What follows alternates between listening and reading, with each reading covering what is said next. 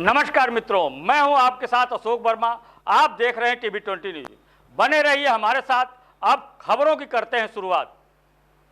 आजमगढ़ के सिधारी थाना क्षेत्र की साहगढ़ की रहने वाले शिक्षिका अनीसा साफिया ने 17 साल पहले क्षेत्र के चित्तनपुर गांव में एक जमीन ली थी, जिस पर उन्होंने अस्थायी मकान बनवाया था। वर्तमान में उक्त जमीन पर नए सिरे से मकान बनवा रही थी। किसी दौरान जमीन बेचने वाले के पुत्रों द्वारा न्यायालय में वाद दाखिल किया गया और आरोप लगाया कि जमीन और निर्माण दोनों उन्हीं का है। 3 महीने के मुकदमे के बाद आरोपी मुकदमा हार गए। इस दौरान पीड़िता पुनः मकान बनवाना शुरू की। तब तक विपक्षी सोनू यादव, राजाराम, राजू यादव 15-20 अन्य लाठी डंडों से लैस होकर उक्त मकान पर धावा बोल दिया और हो रहे निर्माण कार्य को तोड़ दिया, जिसका वीडियो पीड़ित परिवार ने बना लिया। वीडियो में साफ देखा जा सकता है कि कैसे दबंग निर्माण कार्यों को तोड़ फोड़ रहे हैं। पीड़िता ने इसकी शिकायत सिधारी थाना पर भी की, लेकिन कोई कार्रवाई नहीं हुई, जिससे दबंगों के हौसले और बुलंद हैं। पीड़िता ने मीडिया को बताया कि विपक्षी गढ़ काफी मनबड़ दबंग किस्म के व्यक्ति है। उनके द्वारा हमारे निर्माण कार्य को बार बार रोका जा रहा है। विरोध करने पर पूरे परिवार को जान से मारने की धमकी मिल रही है। पीड़िता शिक्षिका ने जनपद के पुलिस कप्तान से मनबड़ों पर कार्रवाई और जान माल सुरक्षा की गुहार लगाई है। क्या कुछ कहा अनीसा साफिया पीड़िता शिक्षिका ने, आपको सुनवाते हैं।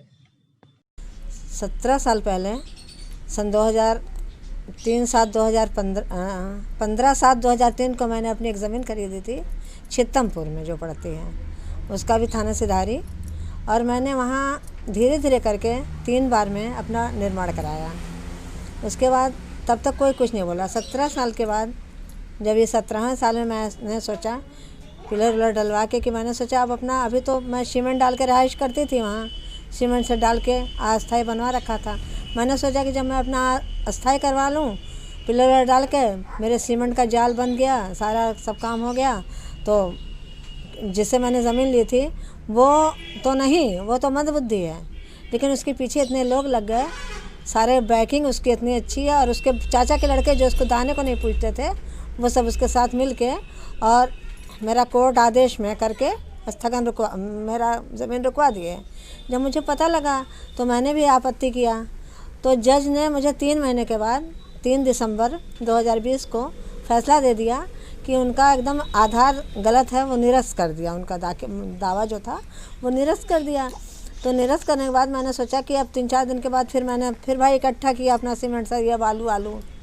फिर मैंने इकट्ठा किया। फिर पिछले संडे को 13/12/20 को जब मेरा बेटा और मेरे हस्बैंड सामान मान लेके पहुँचे, ये लोग और मेरा भांजा, ये लोग पहुँचे, तो फिर उन सबों ने फिर आके छत पर सीढ़ी के अंदर ज़बरदस्ती मकान के अंदर मेरे घुस के सीढ़ी के रास्ते से ऊपर जाके और तोड़ फोड़ पूरा मचा दिया। और जब हमने एसओ को फ़ोन किया तो एसओ से थाना सिधारी से कोई नहीं आया। जब वो सब तोड़ फोड़ करके मैकेनिकों को परेशान करके मैकेनिक की एक वाइब्रेटर मशीन उठा के लेके और गाली बकते हुए, इतनी गंदी भद्दी गाली माँ बहन की, और मेरे बेटे और मेरे पति को जान से मारने की धमकी देते हुए वाइब्रेटर मशीन उठा के लेके चले गए। और क्या कह रहे हैं वो लोग, क्यों ऐसा कर रहे हैं? वो लोग तो पता नहीं, कुछ समझ में ही नहीं आ रहा भैया क्या करें। उनके पीछे कहीं कोई लंबी बैकिंग है मेरे समझ से।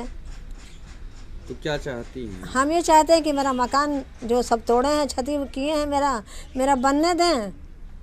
मैं आपसे यही चाहती हूँ कि आप ऐसा कीजिए कि आप कप्तान साहब से तक मेरी आवाज़ पहुँचाइए कि मेरा बनने दें, मुझे उन लोगों से बचाएं। और मेरे बेटे मेरे पति को जान से मारने की धमकी देते तो भाई मेरा जान माल मेरी हिफाजत करें और मेरा मकान की हिफाजत करें, मुझे बनने दें माँ, ताकि मैं ढंग से रहूं।